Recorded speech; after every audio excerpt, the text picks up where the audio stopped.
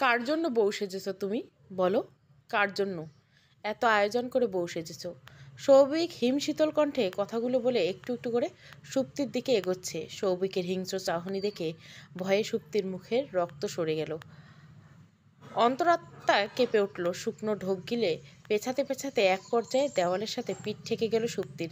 সৌভিক সুপ্তির খুব কাছে এসে দাঁড়ালো। সৌভিকের গরম নিঃশ্বাস সুপ্তির চোখে মুখে উপচে পড়ছে। মনের ভেতর গুমট বাঁধা ভয় বাসা বেঁধেছে।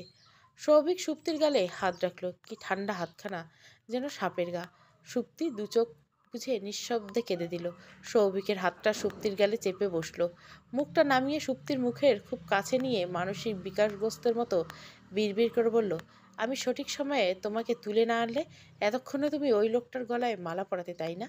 তারপর কি হতো? শুভদৃষ্টি হতো, কন্যা সম্প্রদান হতো, সাত পাক ঘোরা হতো, সিঁদুরদান হতো। তুমি তুমি চিরদিনের জন্য অন্য কারো বউ হয়ে যেতে সত্যি। আর আমি কি করতাম?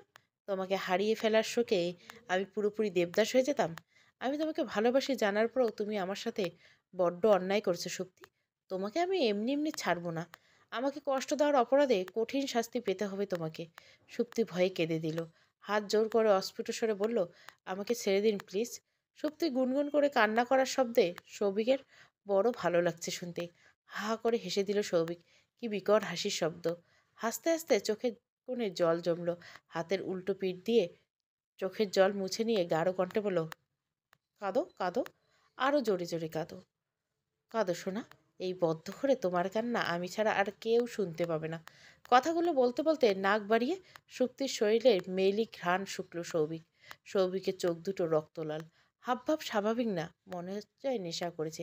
সুপ্তির গা গুলাচ্ছে। সৌভিক ফিসফিস করে বলল, তোমাকে বউ সাজে খুব সুন্দর লাগছে সুপ্তি। সেই কলেজ লাইফ থেকে আমি তোমার পেছনে পড়ে আছি।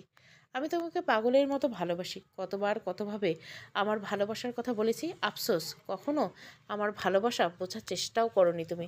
কাঁদতে কাঁদতে সুপ্তির চোখের কাজল লেপটে গেল। মুখের মেকআপ গলে গলে পড়ছে। কপালের টিকলি সরে গেছে।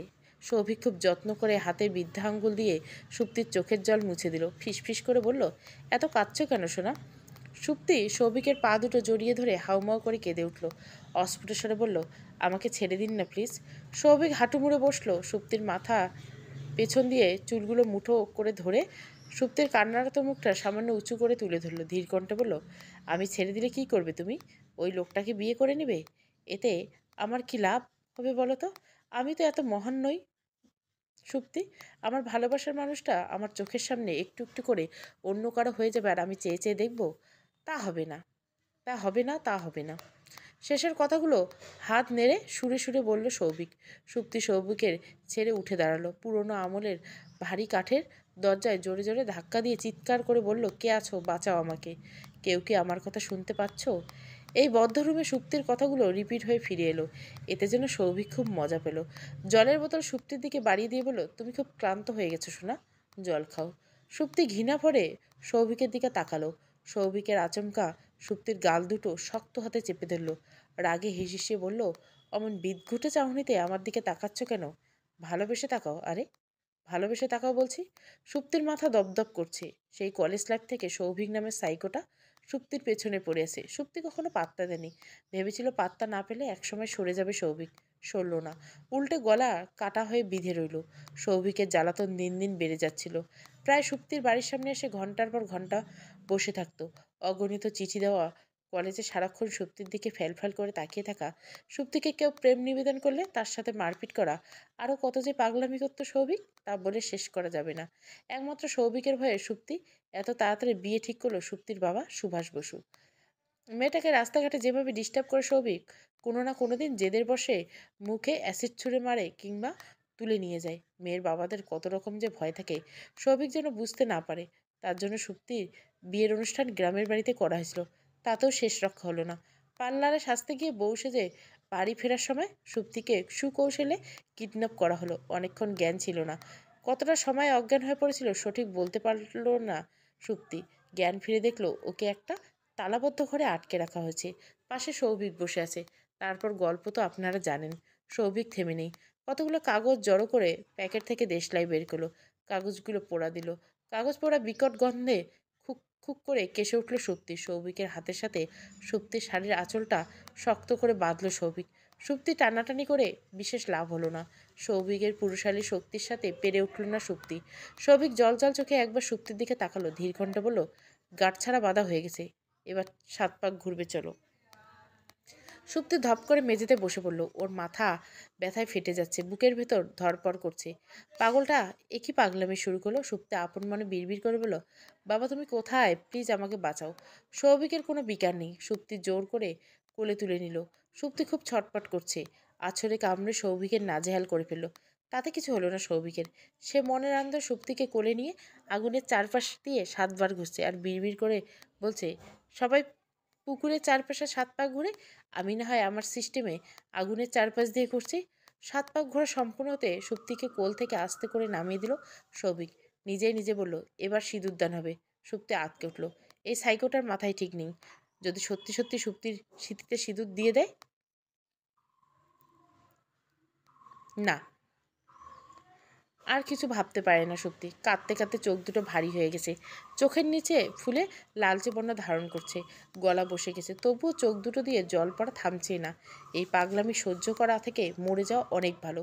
সৌভিক পকেট থেকে একটা ব্লেড বের করলো। এবার সুপ্তি একটু ভয়ে ভয়ে লাগতে লাগলো। সৌভিক হাতের রগ বরাবর আলতো করে পোজ দিয়ে ক্যাচ করে কেটে ফেললো, তারপর জানলা দিয়ে দূরে ফেলে দিল। জানলাটা বন্ধ করে দিল। সৌভিক সামনে এসে দাঁড়ালো। সৌভিকের হাতে ফিনকি দিয়ে রক্ত ঝরছে। ভয়ে সুপ্তির চোখ মুখ শুকিয়ে গেল। সুপ্তি কিছু বুঝে ওঠার আগে সৌভিক বিড়বিড় করে বিয়ের মন্ত্র পড়তে পড়তে রক্তমাখা হাতটা চট করে সুপ্তির সিঁথিতে লেপটে দিল। সুপ্তির সিঁথি কপাল নিজের রক্ত দিয়ে রাঙিয়ে দিল সৌভিক। তারপর আষ্টে পৃষ্ঠে সুপ্তিকে বুকের মাঝে জড়িয়ে ধরে বলল, আজকে এই মুহূর্ত থেকে তুমি শুধু আমার বউ। এই পৃথিবীর কোনো শক্তি আর কখনো তোমাকে আমার কাছ থেকে আলাদা করতে পারবে না, কোনো দিন না। সুপ্তির দম বন্ধ হয়ে এলো। অনুভূতি শূন্য হয়ে সৌভিকের বুকে মুখ গুজল। শক্ত হয়ে দাঁড়িয়ে রইল যেন কাঠের পুতুল। এখান থেকে শ্মশান মানে ছাড়া পাবার যেটুকু আশা ভরসা মনে ছিল, সব যেন এক নিমেষে মিলিয়ে গেল। সৌভিক সুপ্তির মুখটা দু হাতে আজলায় তুলে ধরল। অনেকক্ষণ সুপ্তির মুখের দিকে মুগ্ধ দৃষ্টিতে তাকিয়ে দেখে সুপ্তির ঠোঁটে গভীর চুমু এঁকে দিল। সুপ্তির সম্মিত ফিরে পেলে সৌভিককে ধাক্কা মেরে দূরে সরিয়ে দিতে চাইল। সৌভিক 2 হাতে সুপ্তির কোমর শক্ত করে চেপে ধরল। কিছুতেই সুপ্তিকে সেরে দিল না, আরও কাছে টেনে নিল। সাপে কামড়ালে যেমন ধীরে ধীরে শরীর বিষাক্ত হয়ে যায়, সৌভিকের প্রতিটি স্পষ্ট ঠিক তেমনভাবে সুপ্তির শরীরে বিষকে ছড়িয়ে দিচ্ছে। রাগে দুঃখে ক্ষোভে সুপ্তির শরীর জ্বলছে, মন পুড়ছে। সৌভিক সুপ্তিকে ছেড়ে দিল, চট করে কোলে তুলে নিল। সুপ্তি সৌভিকের কোল থেকে নামার জন্য ছটপট করতে লাগলো। সৌভিক সুপ্তির চোখের দিকে তাকিয়ে গাঢ় কণ্ঠে বলল, এই দিনটার জন্য আমি কত কত দিন অপেক্ষা করছি সুপ্তি, তোমার কোনো ধারণা নেই। সুপ্তি সৌভিকের গালে ঠাস করে থাপ্পড় মেরে দিল, চিৎকার করে বলল, জানোয়ার, আমাকে ভোগ করার জন্য তুলে এনে এতক্ষণ বিয়ের নাটক করছিলি তাই না? আমাকে ভোগ করাই ছিল তোর আসল উদ্দেশ্য? আমি বেঁচে থাকতে কখনো তোর মনের আশা পূরণ হবে না। কেন পূরণ হবে না? তোমার বাবা কি তোমার মায়ের সাথে থাকে না? লজ্জায় ঘৃণায় সুপ্তির গা গুলিয়ে উঠল। ছি! সৌভিক সুপ্তির গলায় মুখ গুজে নিঃশ্বাস টেনে নিল। সুপ্তির শরীরে মাতাল করা মেলি ঘ্রাণ বিড়বিড় করে বলল, তোমাকে এত কাছে পেয়ে আমার শরীরে রক্তকণিকা টকবক করে ফুটছে সুপ্তি। মাথায় দাউ দাউ করে আগুন জ্বলছে, শরীর খুব জ্বলছে। এখন তোমাকে আমার যে কোনো মূল্যেই চাই। সুপ্তি বিড়বিড় করে বলল, মেরে ফেলো, মেরে ফেলো আমাকে। এভাবে বলো না সোনা, তুমি মরে গেলে আমার কি হবে? তোর মতো জারজের কাছে নিজেকে সঁপে দেওয়ার আগে মরে যাওয়া অনেক সম্মানের। সৌভিক সুপ্তির বুকে মুখ গুজে বিড়বিড় করে বলল, আমার বাবার পরিচয় নেই, এতে আমার কি দোষ? আমার জন্মে তো আমার কোনো হাত নেই। সুপ্তি ফুপিয়ে উঠল, ঘৃণা ভরায় সৌভিকের মুখের দিকে তাকিয়ে বলল, তোর মার তো হাত আছে না? আমার মায়েরও হাত নেই। হয়তো আমার মা তোদের চোখে বাজারি মেয়ে মানুষ, নটি বেটি, কিংবা সহজ বাংলায় হতে পারে, কিন্তু সবার আগে সে আমার মা। আমাকে 10 মাস পেটে রেখে জন্ম দিয়েছে, বড় করেছে। এমনকি এখনও আমি তার টাকায় ফুটানি করে চলি। পাপের টাকায় চলিস দেখে মানুষ হতে পারিসনি, হয়েছি সাইকো, পাগল, জানোয়ার। এত কথা শুনতে ভালো লাগছে না। কথাটা বলে সুপ্তির 2 হাত শাড়ির আঁচল দিয়ে শক্ত করে বেঁধে ফেলল সৌভিক। সুপ্তি চিৎকার করতে লাগলো। সৌভিক সুপ্তির গালে গাল থেকে ফিসফিস করে বলল, শুধুমাত্র আমার জন্ম পরিচয় নেই দেখে তুমি আমাকে কখনো ভালোবাসিনি। এই অপরাধ কি আমার বলো? আমার না।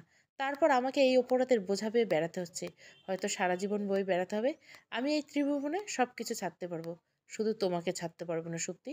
তুমি আমার অস্তিত্বে মিশে গেছো। শেষের কথাগুলো কি করুণ শোনালো। সুপ্তি সৌভিকের সামনে একদলা থুতু ফেলে বলল, আমি তোকে ঘৃণা করি। এভাবে বলো না সোনা, আমার বুকে লাগে তো, বড্ড কষ্ট হয় আর আমার। আমি সহ্য করতে পারি না। তোমার ভালোবাসা না পেলে বেঁচে থাকতে পারবো, কিন্তু তোমার ঘৃণা নিয়ে বেঁচে থাকা অসম্ভব। মরে যা তুই। সুপ্তির কথায় পাত্তা দিল না সৌভিক। একটা একটা করে শার্টের বোতাম খুলে ফেলল।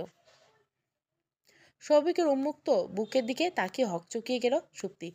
সৌভিকের বুকে ডান পাশে শিখবার লোহা পুড়িয়ে খোদাই করা সুপ্তি নাম লিখেছে। লেখাটা সম্ভবত অনেক আগের, শুকিয়ে কালচে হয়ে গেছে। সুপ্তির মাথা ঘুরে গেল। এই পাগলটার সাথে থাকলে সুপ্তিও বোধহয় পুরোপুরি পাগল হয়ে যাবে। সৌভিক নিজের বুকের লেখাটা সুপ্তিকে দেখিয়ে আবেগী কণ্ঠে বলল, তোমার নাম আমার হৃদয়ে লেখা হয়ে গেছে সুপ্তি। সুপ্তি অঝরে কাঁদতে লাগলো। এখান থেকে কি পালানোর কোনো পথ নেই? এতক্ষণ হয়তো সুপ্তিকে খুঁজে হয়রানি হয়ে গেছে বাড়ির সবাই। হয়তো মানুষের মুখে রটে গেছে সুপ্তি বাবার মুখে চুনকালি দিয়ে বিয়ের দিন প্রেমিকের সাথে পালিয়েছে। সুপ্তি তো পালায়নি। সুপ্তিকে অজ্ঞান করে কৌশলে তুলে আনা হয়েছে। বাবা কি কোনোদিন জানতে পারবে? আচ্ছা, এটা কোথায়? আশেপাশে কি লোকবসতি আছে? এত চিৎকার করছে সুপ্তি, অথচ কেউ শুনছে না কেন? সুপ্তি মুখ তুলে চারপাশে চোখ বুলালো। একটা মাঝারি সাইজের বদ্ধ রুম। ঘরে একটা জানলা আছে, সেটাও বন্ধ। ঘরের ভেতরে বাথরুম আছে, তবে কোনো ব্যালকনি নেই। রুমের ভেতরে একটা খাট পাতা, একটা টেবিল। টেবিলে জলের বোতল রাখা, খাবারের প্যাকেট দেখা যাচ্ছে, দুটো চেয়ার আর একটা রংচটা আলমারি। সুপ্তি বিছানার দিকে তাকালো। বিছানা নতুন চাদর পাতা, সম্ভবত আজকেই চাদর পাতা হয়েছে। পুরো ঘরে সাদা রং করা। দেওয়ালে কোনো ছবি টাঙা নেই। আচ্ছা, এখন কয়টা বাজে? সৌভিক ঠিক কত ঘন্টা আগে সুপ্তিকে এখানে নিয়ে এসেছে? এখন দিন না রাত? সুপ্তির মোবাইল কোথায়? যতদূর মনে পড়ে পার্লার থেকে বউ সেজে রিক্সা করে বাড়ি ফেরার সময় ফোনটা হাতেই ছিল। সৌভিক সরিয়ে ফেলেছে নিশ্চয়। মাথায় হাজারটা প্রশ্ন, একটা প্রশ্নেরও সঠিক উত্তর জানা নেই সুপ্তির। এই বদ্ধ করে দম বন্ধ হয়েছে। বাইরের মুক্ত বাতাস জোরে জোরে নিঃশ্বাস নিতে পারলে বোধহয় বুকের ছটপটানি কমতো। সুপ্তির চোখ দুটো জোড়া টুম্বুর, কিছু ঝাপসা দেখছে। হাত দিয়ে সে চোখের জল মুছে, তার উপায় নেই। সৌভিক সুপ্তির দুই হাত শক্ত করে বেঁধে রেখেছে। টেবিল থেকে বিরিয়ানির প্যাকেটটা টেনে আনলো সৌভিক। এই ঘরে প্লেট বাটি নেই। এখন আর কোথাও থেকে আনতে ইচ্ছা করছে না। মন ভরে দুনয়নে জুড়িয়ে শুধু সুপ্তিকে দেখতে ইচ্ছা করছে। এই মেয়েটার মাঝে কি একটা বিশেষত্ব লুকিয়ে আছে। এত কেন টানে সৌভিককে? মেয়েটার চোখের দিকে বেশিক্ষণ তাকিয়ে থাকা যায় না। নেশা ধরে যায়, মাতাল মাতাল লাগে। সৌভিক বিরিয়ানির প্যাকেটটা খুলে হাতে নিয়ে সুপ্তির মুখের সামনে তুলে ধরলো। বলল, খেয়ে নাও সোনা। সুপ্তি মুখ সরিয়ে নিল, চাপা কণ্ঠে বলল, খাবো না। খাবে না কেন? খাবারের উপর রাগ করতে নেই। তোমার যত রাগ আমার উপর। খেটে শক্তি বাড়িয়ে যত খুশি আমার উপর রাগ ঝাড়ো। আমি কিচ্ছু মনে করব না। সৌভিক মুখ টিপে হাসলো। রাগে দুঃখে ক্ষোভে সুপ্তির শরীর জ্বলে গেল। এই মানুষটা জাস্ট অসহ্য লাগছে। সৌভিক সুপ্তির গাল দুটো আচমকা চেপে ধরল। মুখটা কিঞ্চিত হা হতেই সুপ্তির মুখের ভিতর এক গাল বিরিয়ানি ঢুকিয়ে দিল। সুপ্তি থু করে বিরিয়ানি ফেলে দিল। সৌভিক হিংস্র চোখে সুপ্তির মুখের দিকে এক পলক তাকালো। ঠান্ডা কণ্ঠে বলল, খাবার নষ্ট করতে নেই সোনা। খাবো না আমি। কতদিন তুমি না খেয়ে থাকবে? একদিন, দুদিন, 3 দিন? সুপ্তি মরিয়া হয়ে বলল, তোমার পায়ে পড়ি, তুমি আমাকে মুক্তি দে। আমি মরে গেলেও আমার লাশের উপর দিয়ে যেও, তার আগে তোমার মুক্তি নেই। সুপ্তি উদ্ভ্রান্তের মতো বলল, বেশ, তাহলে মরে যা। মরে যা তুই। এখন মরবো কেন? মরার জন্য তো তোমাকে বিয়ে করিনি। খাবারটা খেয়ে নাও। সুপ্তি চিৎকার করে বলে, খাবো না। আর একবার বলবো খাবারটা খেয়ে নাও। সুপ্তি জেদি কণ্ঠে বলল, বললাম তো খাবো না। বেশ, এরপর যা হবে তার জন্য কিন্তু তুমি আমাকে দোষ দিতে পারবে না। সুপ্তি প্রচণ্ড আক্রোশে অন্যদিকে তাকালো। সৌভিক নিজের মুখে কিছু খাবার নিয়ে আচমকা সুপ্তির ঠোঁটে চেপে ধরল। এক হাত দিয়ে সুপ্তির গায়ে গাঢ়ভাবে স্পষ্ট করতে সুপ্তি ছটপটে উঠল। মুখটা কিঞ্চিত হা হয়ে গেল। সেই ফাঁকে সৌভিক মুখের খাবারগুলো সুপ্তির মুখে গুজে দিল। ঘৃণায় গা গুলিয়ে বমি এসে গেল সুপ্তির। শরীর দাউ দাউ করে আগুন জ্বলছে। চোখ দিয়ে অনবরত নোনা জল পড়ছে। সৌভিক শীতল কণ্ঠে বলল, এখন যদি খাবার ফেলে দাও, এরপর খুব খারাপ কিছু হয়ে যাবে সুপ্তি। সুপ্তি ভয়ে ভয়ে খাবারটা গিলে ফেলল। সৌভিক হেসে ফেলল। সুপ্তির মাথায় হাত বুলিয়ে দিয়ে আদুরি কণ্ঠ বলল, এই তো গুড গার্ল। এখন ভালো বেলা খাবারটা খেয়ে নাও। আর একবার যদি খাবার নিয়ে নখরা করো, তাহলে বাকি খাবারটা আমার মুখ থেকেই খেতে হবে। কিন্তু তোমাকে। যে ভয় দেখালো সৌভিক, এরপর আর জেদ করা চলে না। মরা খিদেটা মাথা চাড়া দিয়ে উঠল। সুপ্তি চুপচাপ সৌভিকের হাতে খেয়ে নিল। না খেলে তো উপায় নেই, সাইকো তা বিদঘুটে ভঙ্গিতে খাওয়াবে। ওয়াক্থু। খাওয়ার পর্ব শেষ করে সৌভিক হাত ধুয়ে এলো। কে যেন সৌভিকের ফোনে ফোন দিতেই দরজার বাইরে থেকে তালাবদ্ধ করে কোথায় যেন চলে গেল সৌভিক। এক ঘরে সুপ্তিকে ভয় ভয় করতে লাগলো। মাথায় আবার ঘুরে ফিরে সুপ্তির বিয়ের চিন্তাটা অটোমেটিক চলে আসলো। সুপ্তির আজ বিয়ে হবার কথা ছিল। সেই ছেলেটা পেশায় সিভিল ইঞ্জিনিয়ার। অমায়িক ব্যবহার, কি যেন নাম, ও মনে পড়ছে, অমিত রায়। দেখতে খারাপ না, কথা বলে খুব গুছিয়ে। বিয়ের ঠিক হয়ে 14 দিন ছিল, এই 14 দিনে মাত্র দুবার দেখা হয়েছে, তবে ফোনে কথা হয়েছে অনেকবার। খুব ভদ্রভাবে কথা বলতো। সুপ্তি এত অল্প সময়ে অমিতের সাথে কথা বলে খুব স্বাচ্ছন্দ্য বোধ করত। সে একবার বলেছিল, সে যে কোনো সম্পর্কের মূল্য হলো বিশ্বাস। একে অপরের প্রতি বিশ্বাস যতদিন থাকবে ততদিন সম্পর্ক সুন্দর। কোনো কারণে একবার বিশ্বাস ভেঙে গেলে কাছের মানুষটা যতই কাছের হোক, সেই বিশ্বাস আর জোড়া লাগানো যাবে না। আমরা দুজন দুজনের কাছে সবসময় সৎ থাকবো, কেউ কোনোদিন কোনো কিছু লুকাবো না, প্রমিস করুন শক্তি। শক্তি আবেগঘন প্রমিস করছিল, তবে প্রমিস রাখতে পারেনি। অমিতের বিশ্বাস পুরোপুরি ভেঙে গেছে। এতে অল্প সময়ে কখনো সৌভিককেও কথাও বলা হয়নি অমিতকে। ভেবে রেখেছে বিয়ের পর কোনো একদিন বলবে। তাছাড়া সৌভিক সুপ্তির জীবনে বিভীষিকাময় বিচ্ছিন্ন একটা অধ্যায় ছিল। সুপ্তি কখনো সৌভিককে নিয়ে অন্য কিছু ভাবেনি। সৌভিকের পাগলামি জাস্ট বিরক্ত লাগতো সুপ্তির। সৌভিকের সাথে রিলেশনে জড়ানোর মন মানসিকতা কিংবা আবেগ অনুভূতি কিছুই ছিল না সুপ্তির। উল্টে সৌভিকের পরিচয় জানতে পেরে মনে প্রাণে ঘৃণা করতো সৌভিককে। ভাগ্যের কি পরিহাস, একসময় যাকে ঘৃণা করতো আজ তার কাছে চলে আসতে হয়েছে সুপ্তিকে। আচ্ছা, এই নরক থেকে কোনোদিন কি সুপ্তির মুক্তি মিলবে না? বাবা কি কখনো খোঁজ করবে না? আর অমিত, উনি নিশ্চয় আজ বিয়ে করতে এসে প্রচণ্ড অপমানিত হয়ে ফিরে যাবেন, কিংবা অন্য কারোর সাথে বিয়ে হয়ে যাবেন। সেই সাথে সুপ্তিকে সারা জীবনের জন্য ভুল বুঝবে, হয়তো ঘৃণা করবে। না, আর কিছুই ভাবতে পারে না সুপ্তি। মাথা ফাঁকা ফাঁকা লাগছে, চোখের জল বাদ মানছে না, শরীরটা টলছে খুব। সৌভিক ফিরে এলো অনেকক্ষণ পর। সৌভিকের হাতে কতগুলো শপিং ব্যাগ। একটা ব্যাগ থেকে অনেকগুলো গোলাপ ফুল বের করলো সৌভিক।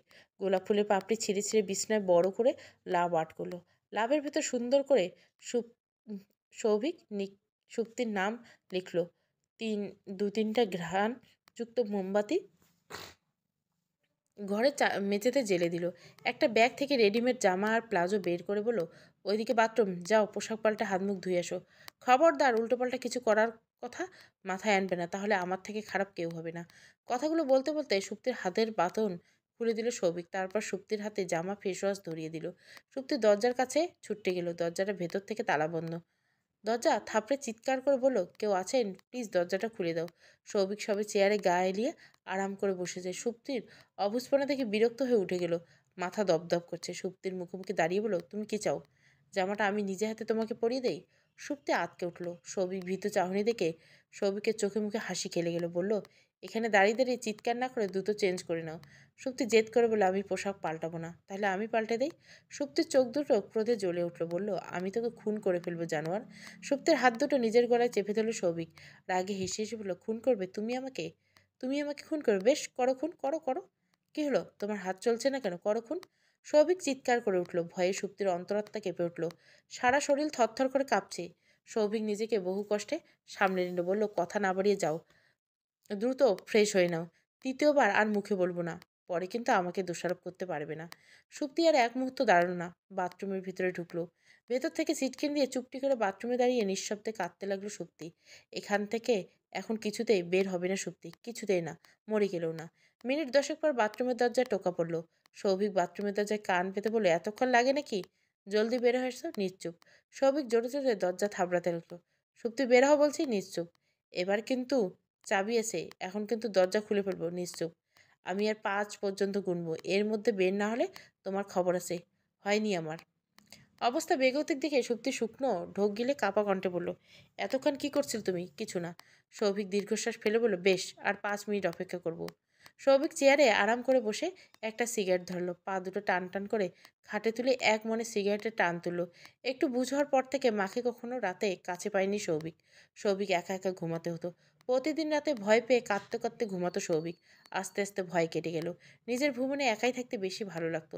এত কিছু পরে মায়ের খুব আশা ছিল সৌভিক পড়াশোনা করবে, প্রতিষ্ঠিত হবে।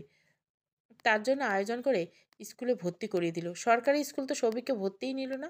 দূরের বেসরকারি স্কুলে বাধ্য হয়ে ভর্তি হতে হলো। ক্লাসের সহপাঠীদের কাছে কত যে অপমানিত হতে হয়েছে বাবা নেই।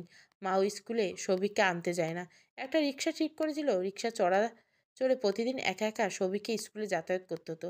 কি যে কষ্ট লাগতো সৌভিকের। মা কি ইচ্ছে করলে সৌভিকের সাথে আসতে পারতো না? অবশ্যই পারতো, কিন্তু মা তো আসতো না। কেন যে মা স্কুলে আসতো না, কারণটা অবশ্য বড় হয়ে বুঝেছে সৌভিক। বাকি 5 জন মায়ের মতো সৌভিকের মা ছিল না। বাজারের সাইডে সৌভিকদের দুর্মের ভাড়া ঘর ছিল। সেই ঘরে রাত বেরোতে কত কত বেটা ছেলে আসতো, সারা রাত মায়ের সাথে থাকতো। আবার ভোরের দিকে লোকগুলো চলে যেত। মা মুখে কত রং চং মেখে লোকগুলোর জন্য অপেক্ষা করতো। মাকে বাজারের ঘর থেকে অনেকবার বিচ্ছেদ করা হুমকি এলে কেউ অবশ্য কখনো মাকে তাড়াতে পারেনি, কারণ এলাকার খুব নামকরা লোকজন মায়ের কাছে রাখতে আসতো। সৌভিক যখন বুঝতে শিখলো, ঘৃণায় মরে যেতে ইচ্ছে করছিল। পড়াশোনার প্রতি অনীহা চলে এলো। ডিপ্রেশনে অতলে পুরোপুরি ডুবে গিয়েছিল। ডিপ্রেশনে একমাত্র ওষুধ ছিল নেশা। নেশা করলে সব ডিপ্রেশন অটোমেটিক গায়েব হয়ে যেত। দু চোখে ঘুম না থাকলে রাতের আকাশে চাঁদ দেখতে দেখতে রাস্তা দিয়ে উদ্দেশ্যহীনভাবে হাঁটতে খুব ভালো লাগতো। একসময় এই নরকীয় জীবনের সাথে পুরোপুরি অভ্যস্ত হয়ে গেল সৌভিক। মায়ের জন্য আর খারাপ লাগতো না। কাউকে মায়ের পরিচয় দিত না সৌভিক। পরিচয় না দিলে কি হবে?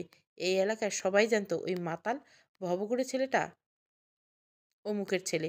পড়াশোনা ছেড়ে দিতে চাইলে সৌভিক। মা ছাড়তে দিল না। মাথায় দিব্যি টিব্বি দিয়ে অস্থির। স্কুলে না গেলে অন্তত পরীক্ষাটা যেন দেয়। সৌভিক মায়ের কথা রেখেছে। পরীক্ষা দিয়ে সারা বছর ফেল করলো। কীভাবে করে যেন বোর্ড পরীক্ষায় পাশ করে গেল সৌভিক। মায়ের আবদারে কলেজে ভর্তি হতে হলো। তারপর কলেজ পাশ করে ডিগ্রিতে ভর্তি হবার কিছুদিন আগে কলেজের গেটে সুপ্তির সাথে প্রথম দেখা সৌভিকের। প্রথম দেখায় মেয়েটাকে এত ভালো লেগেছে, যার রেশ আজও কাটিয়ে উঠতে পারেনি সৌভিক। সুপ্তিকে দেখার লোভে নিয়মিত কলেজে যেত। ক্লাস না থাকলে সুপ্তিকে এক নজর দেখার জন্য ঘন্টার পর ঘন্টা কলেজের আম গাছের তলায় বসে থাকতো। সুপ্তি যখন বান্ধবীদের সাথে হেসে হেসে কথা বলতে বলতে ক্লাসরুম থেকে বের হতো, সৌভিক মুগ্ধ দৃষ্টি থেকে সুপ্তিকে দেখতো। এত ভালো লাগতো, সেই ভালো লাগা দিন দিন বেড়ে গেল। 1 বছর লুকিয়ে চুকিয়ে দেখার পর একদিন ফুল দিয়ে সুপ্তিকে প্রপোজ করলো সৌভিক। মেয়েটা সরাসরি প্রত্যাখ্যান করলো। সৌভিকের মাথায় জেদ চেপে বসলো। যে করে হোক একদিন না একদিন সুপ্তির ভালোবাসা আদায় করেই ছাড়বে সৌভিক। সুপ্তি কিভাবে যেন সৌভিকের আসল পরিচয় জেনে গেল। তারপর থেকে সৌভিককে মনে প্রাণে ঘৃণা করতো সুপ্তি। মায়ের সাথে জেদ করে আলাদা থাকা শুরু করলো সৌভিক। তাতে বিশেষ লাভ হলো না। এক মুখ দুই মুখে পুরো কলেজ সৌভিকের আসল পরিচয় জেনে গেল। সৌভিককে দেখিয়ে সবাই খুব ফিসফাস করতো। সৌভিক এক পর্যায়ে অতিষ্ঠ হয়ে কলেজ ছেড়ে দিল। তবে মন থেকে শত চেষ্টা করলেও সুপ্তিকে সরাতে পারল না সৌভিক। কিছুতেই না, কোনোভাবেই না। মানুষের প্রথম ভালোবাসায় কেন যেন ভুল মানুষের সাথে হয় তা বুঝতে পারে না সৌভিক। তবে প্রাপ্তির খাতায় এতটুকু অর্জন সৌভিক নিজের ভালোবাসাকে নিজের করে পেয়েছে। জোর করে হলেও পেয়েছে। এতটুকু বা কয়জন পায়? কি হলো সুপ্তি, দরজা খুলছ না কেন? সুপ্তি দরজা খুলতে সাহস পাচ্ছে না। দরজা খুললেই তো সাইকোটা সুপ্তির উপরে ঝাঁপিয়ে পড়বে। সুপ্তি শত বাধা দিলেও শুনবে না। সুপ্তিকে জোর করে ভোগ করবে।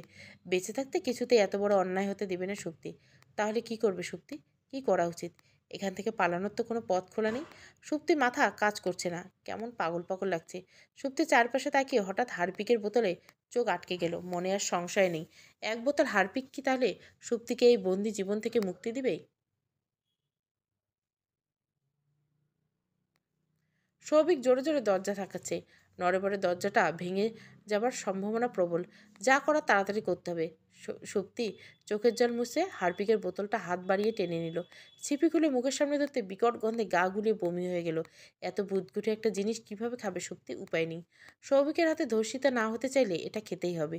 সুপ্তির চোখ মুখ বুঝে নিঃশ্বাস বন্ধ করে মাথা সামান্য উঁচু করে হা করল। হারপিকের বোতলটা উপর করে গলায় ঢাকার কয়েক সেকেন্ডের আগ মুহূর্ত হঠাৎ সৌভিকের বাথরুমের দরজা খুলে চিৎকার করে উঠল। ঝড়ের গতিতে সুপ্তির হাত থেকে হারপিকের বোতলটা নিয়ে ঠাস করে মেঝেতে ফেলে দিল। সারা মেঝেতে নীল রঙের হারপিক ছড়িয়ে ছিটিয়ে মাখামাখি। সৌভিক ক্ষুব্ধ হয়ে সুপ্তির কাঁধে 2 হাত শক্ত করে চেপে ধরে কম্পিত কণ্ঠে বলল, কি কি করেছিলে তুমি? আমার আসতে আরেকটু দেরি হয়ে গেলে কি হয়ে যেত? সুপ্তি, চুপ করে থেকো না, উত্তর দাও। সুপ্তি ছটপট করতে করতে প্রচণ্ড আক্রোশে বলল, ছাড়, আমাকে ছাড়, তোর স্পর্শ ঘৃণা লাগে আমার। শেষের কথাটা বলে মেঝেতে একদলা থুতু ফেললে সুপ্তি। আচমকা সুপ্তির মাথাটা নিজের বুকে শক্ত করে চেপে ধরল সৌভিক। বিড়বিড় করে বলল, লাগুক ঘৃণা, তবু আমি তোমাকে এক মুহূর্তের জন্য ছাড়বো না। শুধু তারপর সৌভিক সুপ্তিকে টানতে টানতে ঘরে নিয়ে গেল। সৌভিকের মাথায় রোগ চেপে গেল। আর একটু দেরি হলে সর্বনাশ হয়ে যেত। সুপ্তিকে ধাক্কা মেরে বিছানায় ফেলে দিল। সুপ্তি সরে যাবার সুযোগ পেল না। সৌভিক ঝাঁপিয়ে পড়ল সুপ্তির উপরে। সুপ্তির হাত দুটো বিছানার সাথে শক্ত করে চেপে ধরল। মুখটা সুপ্তির মুখের কাছে নিয়ে এলো, বিড়বিড় করে বলল, এত কেঁদো না শোনা, তুমি কাঁদলে আমার ভালো লাগে না। আমি পাগল পাগল হয়ে যাই। সুপ্তি কথা বলতে পারছে না, ওর নিঃশ্বাস বন্ধ হয়ে আসছে, বুকের ভিতর দুমড়ে মুচড়ে যাচ্ছে। অস্ফুট স্বরে বলল, আমাকে ছেড়ে দে, আমার এত বড় ক্ষতি করিস না। আমি তো তোমার কোনো ক্ষতি করবো না শোনা, শুধু মন ভরে আদর করব। তোমার উপর এখন সম্পূর্ণ আমার অধিকার। আমাদের বিয়ে হয়ে গেছে, তুমি এত ভয় পাচ্ছ কেন? সুপ্তি আতঙ্ক নিয়ে বলল, আমি এই বিয়ে মানি না। এটাকে বিয়ে বলে নাকি? তুমি না মানলেও আমার কিছু যায় আসে না। আমি মন থেকে তোমাকে আমার বউ বলে মানি। কথাটা বলে সৌভিক সুপ্তির বুকের ভাঁজে মুখ গুজল। সুপ্তি কোনো উপায় না পেয়ে সৌভিকের চুলগুলো দাঁত দিয়ে টেনে ধরল। আচমকা চুলে টান পড়ায় ব্যথায় কুঁকড়ে উঠল সৌভিক। সৌভিকের মাথায় চেপে গেল। মাথা সরিয়ে সুপ্তির ঠোঁটের ঠোঁট চেপে ধরল। সৌভিকের হিংস্রতা সহ্য করতে পারে না সুপ্তি। ওর চোখ উল্টে গেল। সৌভিক সুপ্তির ঠোঁট দুটো জোকের মতো কামড়ে ধরছে। জ্বলছে খুব। সুপ্তি কিছুতেই অমানুষটার হিংস্রতা শক্তির সাথে পেরে উঠছে না। তবু প্রাণপণে নিজেকে সৌভিকের কাছ থেকে ছাড়িয়ে নেওয়ার চেষ্টা করলো। বারবার বাধা, আরও হিংস্র হয়ে উঠল সৌভিক। সুপ্তির বেনারসি শাড়ি খাটের কোনায় পড়েছিল। শাড়িটা বাম হাতে পেঁচিয়ে কাছে টেনে আনলো। তারপর একে একে সুপ্তির হাতের বাঁধন, পা বাঁধন। সুপ্তি চিৎকার করছে, ধস্তাধস্তি করে সৌভিকের হাত থেকে নিজেকে ছাড়াতে পারল না। সুপ্তির কান্না সহ্য হলো না সৌভিকের, মুখটাও বেঁধে ফেলল। সুপ্তির কান্নারা তো চোখের পাপড়িতে চুমুকে ফিসফিস করে বলল, সরি সোনা, আমি তোমাকে একটুও কষ্ট দিতে চাইনি। তুমি নিজের দোষে নিজেই কষ্ট ডেকে এলে। সৌভিক সুপ্তির সারা মুখে অজস্র চুমু খেলো। সুপ্তির গলায় মুখ ডুবিয়ে দিল। জামার নিচ দিয়ে সুপ্তির কোমরে হাত রাখলো সৌভিক। সুপ্তি আর বাধা দেওয়ার পর্যায়ে নেই। এক পর্যায়ে ব্যথা তীব্র, অসহনীয় যন্ত্রণা সহ্য করতে না পারে জ্ঞান হারিয়ে ফেলে শক্তি। সময় গড়ায়। সৌভিকের উত্তেজনা ধীরে ধীরে স্নান হয়ে যায়। ক্লান্ত হয়ে সরে গেল সৌভিক। মনটা আত্মতৃপ্তিতে ভরে উঠল। সুপ্তির ঘুমন্ত মুখের দিকে মুগ্ধ দৃষ্টিতে তাকিয়ে রইল সৌভিক। ঘুমালে একদম শান্ত হয়ে থাকে, দেখতে বড় ভালো লাগে। সৌভিক সামান্য ঝুঁকে সৌভিকের চোখ দুটো ছলছল করে উঠল। আনমনে বিড়বিড় করে বলল, ভালোবাসা মানুষের উপর কখনো প্রতিশোধ নেওয়া যায় না। ভাগ্যের কি নীলাখেলা, যাকে প্রচণ্ড ভালোবাসি, যাকে ছাড়া জীবন অচল, আমি পুরোপুরি অসম্পূর্ণ, তার উপরে আজকের পর থেকে আমার নিশ্চিত প্রতিশোধ নিতে হবে। আমি পারবো, পারতে তো হবে। মাকে কথা দিয়েছি। আমার মা জীবনে আমার কাছে কিছুই চায়নি, বড় আশা করে একটা জিনিস মুখ ফুটে চেয়েছে। মাকে নিরাশ করব? আমি যদি ভুল করে তোমার পরিচয় কোনোভাবে আগে জানতাম সুপ্তি, তাহলে জীবনেও তোমাকে ভালোবাসতাম না, কোনোদিনও না, মরে গেল। হে ভগবান, আমাকে শক্তি দিও। সৌভিক শুয়ে শুয়ে সিগারেট এক মনে টানছে। সুপ্তি একটু পর জ্ঞান ফিরেছে। সৌভিক বুঝতে পেরে অর্ধ খাওয়া সিগারেট আগুন নিভিয়ে প্যাকেট থেকে লাইটার বের করে সুপ্তির পায়ের পশমে আগুনে তা দিল। একটা একটা করে সুপ্তির পায়ের পশম পড়ছে। সৌভিক নাম বাড়িয়ে সুপ্তির পায়ের পশমে ঘ্রাণ নিল। সুপ্তি জেগে উঠে ভয় পেল, তবে উঠে বসার বিন্দুমাত্র শক্তি নেই। শরীর খুব দুর্বল। চোখ দুটো অতিরিক্ত কান্নার ফলে ফুলে গেছে। মুখ জ্বলছে, চোখের জলও কাঁদতে কাঁদতে শুকিয়ে গেছে। পায়ের ভেতর আগুন লাগতে পা জ্বলে উঠল। পা সরিয়ে চিৎকার করে সৌভিক থেমে নেই, আবারও সুপ্তির পায়ের পশম পোড়াতে লাগলো। লাইটার পায়ে একটু বেশি সময় চেপে রাখলে পা পুড়ে ছোট ছোট ফোস্কা পড়ে যাবে। সেই ফোস্কা সিগারেটে আগুন দিয়ে চাপ দিয়ে ধরে দিচ্ছে সৌভিক। সুপ্তি অনুভূতি শূন্য হয়ে সৌভিকের দিকে অদ্ভুত চোখে তাকিয়ে রইল। এই সৌভিক বড্ড অচেনা। গতকাল রাতে সৌভিকের ব্যবহার যাও একটু নমনীয় ছিল, আজ তার ছিটিফোঁটা নেই। হঠাৎ কী এমন হলো সৌভিকের? এত কষ্ট দিচ্ছে কেন সুপ্তিকে? এই বুঝি সৌভিকের ভালোবাসার নমুনা? সুপ্তির চোখ দিয়ে টপ টপ করে নোনা জল ধরছে, তবু মুখ দিয়ে টু শব্দ করছে না। দাঁতে দাঁত চেপে অসহনীয় ব্যথা সহ্য করছে সুপ্তি। কী হবে চিৎকার করে? কেউ তো সুপ্তির চিৎকার শুনতে পাবে না। আর এই বদ্ধ ঘর থেকে সুপ্তি মুক্ত করবে কেউ? সুপ্তির চোখের জল সহ্য হয় না সৌভিকের। সৌভিক লাইটার পকেটে ঢুকিয়ে রাখলো। সুপ্তির হাত পা তখনও বাঁধা। অস্ফুট স্বরে বিড়বিড় করে বলল, আমি বাথরুমে যাব। সৌভিক সুপ্তির হাতের পায়ের বাঁধন খুলে দিল। সুপ্তি বহু কষ্টে শোয়া থেকে সুপ্তির পরনে কোনো জামা কাপড় নেই। বিবস্ত্র অবস্থায় বিছানায় বসে অতিরিক্ত লজ্জায় হাউমাউ করে কেঁদে দিল সুপ্তি। সৌভিক সুপ্তির দিকে এক পলক তাকালো, তারপর ফ্লোর থেকে জামা কাপড় তুলে সুপ্তির মুখে ছুড়ে দিল। সুপ্তি কাঁদতে কাঁদতে জামা পরে এক পা ফ্লোরে রাখতে কোমরের নিচ থেকে পায়ের পাতা পর্যন্ত অসহনীয় ব্যথা অনুভব করলো। খুঁড়িয়ে খুঁড়িয়ে হেঁটে বাথরুমে গেল। সৌভিকও সুপ্তির পিছু পিছু গেল। গম্ভীর কণ্ঠে বলল, খবরদার বাথরুমের দরজা আটকাবে না, চাপিয়ে দাও। সুপ্তি আর অমত করল না। দরজাটা ভেতর থেকে চাপিয়ে দিয়ে জলের কল ছেড়ে দিয়ে হু হু করে কেঁদে উঠল সুপ্তি। প্লাজোতে রক্তের দাগ লেগে আছে, তলপেটে খুব ব্যথা করছে। তার মানে গতকাল রাতে জ্ঞান হারিয়ে ফেলার পর সুপ্তির কুমারিত্ব হরণ করেছে সৌভিক। কি করে পারল ও এতটা অমানুষ হতে? ওর কি একটুও বুক কাঁপল না? সৌভিক নিজের ডান হাতে তালুতে সিগারেটে আগুন চেপে ধরল। হাতটা জ্বলে পড়ে গেল। সৌভিকের চোখ বেয়ে জল ঝরছে, তবুও টু শব্দটা করলো না। হাতের উল্টো পিঠ দিয়ে চোখ দুটো মুছে নিল সৌভিক। চোখ দুটো লাল টকটকে হয়েছে। ও তো সুপ্তিকে কষ্ট দিতে চায়নি, সুপ্তিকে নিয়ে একটা সুখের সংসার করতে চেয়েছিল। অথচ সুপ্তির সাথে সব কিছুই হবে, শুধু সংসারটা হবে না। না, হলো না সংসার। সুপ্তির এমন অবস্থা করবে সৌভিক যেন পরবর্তীতে কাউকে দ্বিতীয়বার বিয়ে করতে ভয় পায় সুপ্তি। সৌভিক ঘরের দরজাটা বাইরে থেকে তালা দিয়ে কোথায় যেন চলে গেল। সুপ্তি ঘরে এসে সৌভিককে পেল না। স্বস্তির নিঃশ্বাস ফেলল সে। ছুটে গেল জানলার পাশে। কাঠের পাল্লা দেওয়া জানলাটা এত ভারী, কিছুতেই খুলতে পারছে না সুপ্তি। তবে জানলা খুলতে পারলে এখান থেকে বের হওয়ার একটা আশার আলো পেলে পাওয়া যেতে পারে। ঘরে সারাক্ষণ লাইট জ্বালিয়ে রাখা, এখন দিন না রাত বোঝার উপায় নেই। সুপ্তির প্রাণপণে জানলাটা খোলার চেষ্টা করছে আর আকুল হয়ে ভগবানকে ডাকছে। ক্যাচ ক্যাচ করে শব্দ করে একসময় ভারী জানলাটা খুলে গেল। সুপ্তি জানে প্রাণ ফিরে এলো। এতক্ষণ আটকে রাখা দমটা ফস করে ছাড়লো।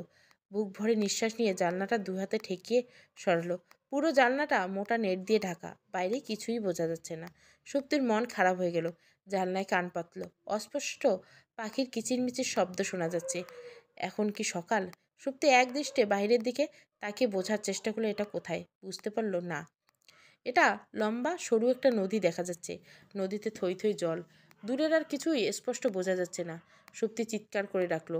কেউ সুপ্তির কথা শুনতে পেল না। ওর কথা দেওয়ালে দেওয়ালে বাড়ি খেয়ে রিপিট হতে লাগলো। নিজেই ভয় পেয়ে চুপ হয়ে গেল সুপ্তি।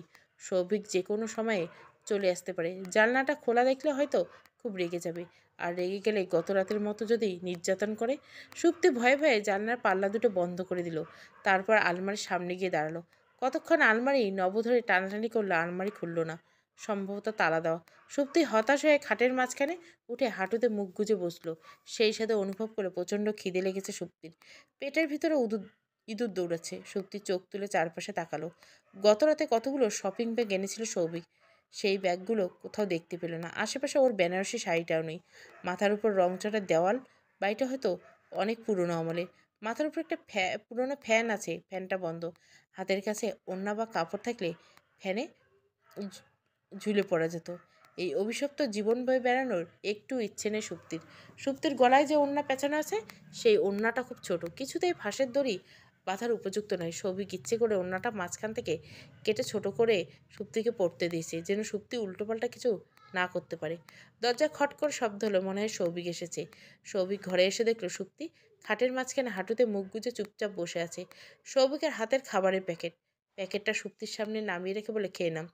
সুপ্তি দ্বিমত করলো না। প্যাকেটটা খুলে খেতে আরম্ভ করলো। 3টা রুটি, একটা ডিম ভাজি আর বুটের ডাল। দেখে মনে হলো এগুলো দোকানের কেনা খাবার। সৌভিক আনুমানিক 1.5 ঘন্টা আগে এখান থেকে চলে গেছিল। তার মানে আশেপাশে কোনো বাজার বা লোকবসতি নেই। এখান থেকে খাবার আনতে গাড়িতে কিংবা পায়ে হেঁটে 1.5 ঘন্টা অর্ধেক সময় লেগেছে। আসতে যেতে মোট 1.5 ঘন্টা। যতটুকু আশা ছিল মনে, তাও ধপ করে নিভে গেল। সুপ্তি কাঁদতে কাঁদতে বাকি খাবার শেষ করলো। সুপ্তির কান্না সহ্য হলো না সৌভিকের। চেয়ারের পা তুলে বসলো। প্যাকেট থেকে সিগারেট বের করে ধরলো। তাতে আয়েশ করে টান দিয়ে সুপ্তির দিকে একদৃষ্টিতে তাকিয়ে রইল। সিগারেটের গন্ধ সহ্য হলো না সুপ্তির। সিগারেটের ধোঁয়া বাষ্পীভূত হয়ে বদ্ধঘর ছড়িয়ে গেল। কাঁচতে কাঁচতে অবস্থা খারাপ হয়ে গেল সুপ্তির। সৌভিকের কোনো বিকার নেই। একটা শেষ করে আরেকটা ধরলো। পরপর 4-5টা সিগারেট খেলো সৌভিক। সুপ্তি খাওয়া শেষ করে চুপচাপ শুয়ে পড়লো। গা খুব গরম হয়ে আছে, জ্বর জ্বর লাগছে। শীত শীত অনুভব হতে কাঁথা দিয়ে গা ঢেকে দিল সুপ্তি। সৌভিক সিগারেটে টান দিয়ে বিছানায় শুয়ে পড়ল। সুপ্তির কাঁথার ভেতরে ঢুকে সুপ্তিকে পেছনে থেকে আষ্টেপৃষ্টে জড়িয়ে ধরল সৌভিক। চমকে উঠে বলল, তোমার গা তো জ্বরে পুড়ে যাচ্ছে। একে তো শরীরে জ্বর, তার উপর সৌভিক গায়ের সিগারেটের বিকট গন্ধ। সুপ্তির মাথা ধরে গেল। নিঃশ্বাস বন্ধ হয়ে আসছে।